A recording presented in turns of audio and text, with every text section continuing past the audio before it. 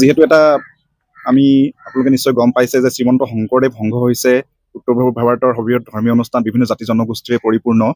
আমি সৰুৰে পৰা দেখি আহিছোঁ যে শ্ৰীমন্ত শংকৰদেৱ সংঘই বিভিন্ন জাতি জনগোষ্ঠীৰ সম অধিকাৰৰ ক্ষেত্ৰত শংকৰদেৱ সংঘই মাত মাতি আহিছে। আৰু আমাৰ নিজৰ সমাজখনতে দেখিছোঁ বিভিন্ন জাতি জনগোষ্ঠী আমাৰ সমাজলৈ আহিছে। আমি সকলোৱে একেখন থালতে খাইছোঁ, একেটা ৰান্ধনি ঘৰতে ৰান্ধিছোঁ, আমি সকলোৱে একেটা নামঘৰতে নাম প্ৰসংগ কৰিবলৈ সুবিধা পাইছোঁ ইয়াৰ জৰিয়তে।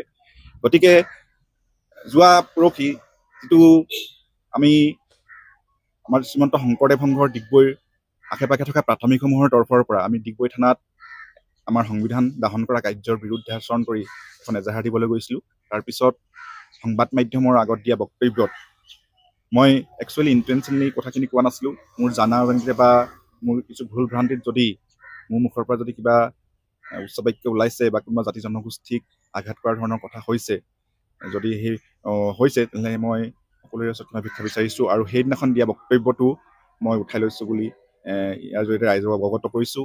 লগতে এটা কথা অৱগত কৰিব বিচাৰিছোঁ যে যিহেতু মই নিজেও এগৰাকী অন্যান্য পিছপৰা শ্ৰেণীৰ যুৱক, OBC শ্ৰেণীৰ যুৱক, আৰু লগতে মোৰ নিজৰ পত্নী হিচাপে মই কৈৱৰ্ত সম্প্ৰদায়ৰ ছোৱালীজনীকে বিয়া পাইছোঁ। গতিকে এই ক্ষেত্ৰত মোৰ কোনো ধৰণৰ হেৰিয়ে থাকিব নোৱাৰে যে মই কোনো কৈৱৰ্ত সমাজক মই উপলুঙা কৰিম।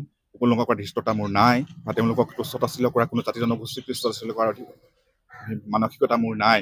গতিকে ইয়াৰ জৰিয়তে যদি প্ৰকৃততে মই কথাখিনি কওঁতে যদি সঁচাকৈ যদি কাৰোবাৰ অন্তৰত আঘাত লাগিছে বা কোনোবাই এই ক্ষেত্ৰত জাতিগত ক্ষেত্ৰত কোনোবাই যদি আঘাত পাইছে, মই সকলোৰে ওচৰত ক্ষমা প্ৰাৰ্থী।